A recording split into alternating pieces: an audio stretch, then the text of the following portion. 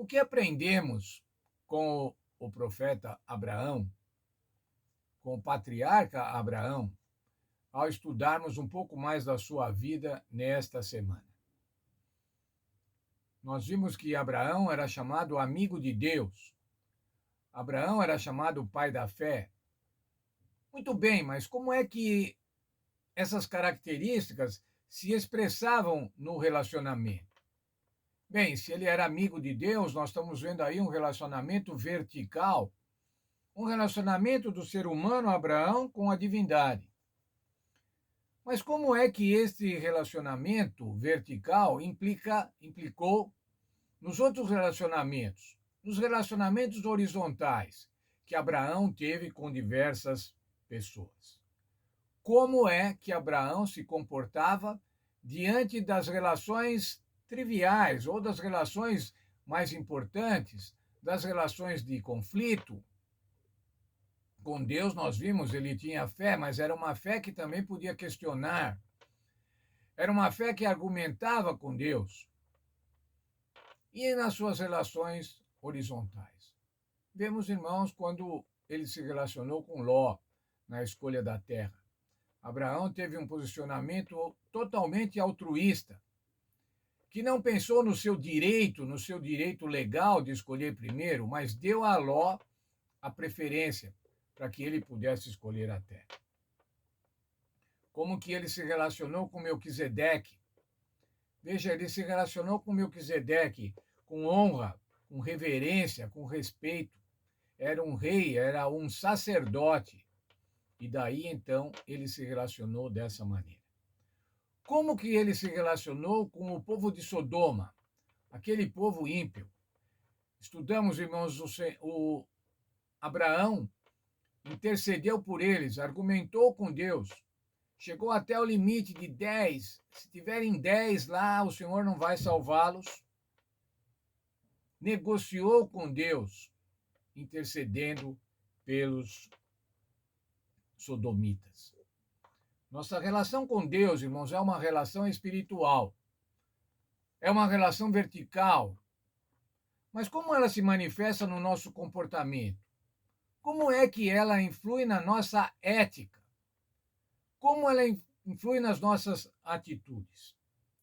Nossa ética intercessória, irmãos. Como é a nossa ética intercessória? Devemos orar e anunciar as boas obras da salvação, a eterna aliança. Veja, como eu tenho dito, o negócio de Deus é salvar. E se nós somos filhos de Deus, irmãos, nós temos que estar inseridos nesse negócio. Nós temos que estar preocupados com a salvação das pessoas. Quero ler o texto do apóstolo Paulo, no livro de Romanos, Romanos capítulo 13. Porque todo aquele que invocar o nome do Senhor será salvo. Pois como invocarão aquele em quem não creram? E como crerão naquele de quem não ouviram? E como ouvirão se não há quem pregue? E como pregarão se não forem enviados? Como está escrito, quão formosos são aqueles que anunciam a paz, os pés daqueles que anunciam a paz, daqueles que anunciam coisas boas. O que o apóstolo Paulo está falando? Que as pessoas precisam crer, precisam invocar o nome do Senhor. Quando invocar o nome do Senhor, Jesus, serão salvos. Mas quem é que deve pregar, irmãos? Quem é que deve pregar para que aquelas pessoas conheçam, para que elas creiam? Quem é que vai pregar para que elas possam ouvir sobre Jesus? E lá ele faz uma pergunta: como ouvirão se não há quem pregue? Falando na pregação, irmãos, pode ser uma pregação realmente, um sermão, uma série de conferências, um programa na televisão que apresente o Senhor Jesus Cristo, um curso bíblico. Mas há o testemunho pessoal, irmãos. O testemunho pessoal é muitíssimo importante, quem sabe é o mais importante para motivar pessoas a conhecerem Jesus. Qual é o nosso modo de vida? Como estamos testemunhando? Qual é o nosso comportamento no lar, na igreja, na família, no trabalho, na sociedade? Somos pessoas perdoadoras? Somos pessoas pacientes? Somos honestos? somos altruístas? Estamos preocupados com a justiça social, com a solidariedade, com a compaixão? Veja, irmãos, um crente tem que ser diferente do não crente, porque senão não há quem possa conhecer a Jesus dessa maneira. Nós somos responsáveis por apresentar Jesus, não somente pelo nosso discurso. O nosso discurso também é importante, mas o mais importante de tudo é o nosso testemunho. Veja lá, por favor, o texto do profeta Miqueias, no capítulo 6, no verso 8. Ele te declarou, ó homem, o que é bom. E o que é bom que o Senhor pede de ti, senão que pratiques a justiça, ames a misericórdia e andes humildemente com teu Deus. Praticar a justiça, irmãos, estar preocupado com a justiça, estar preocupado com a justiça em casa, estar preocupado com a justiça na sociedade, estar preocupado com a justiça na igreja, no país. Nós devemos ter essa preocupação. O profeta Miqueias acabou de dizer aqui para nós.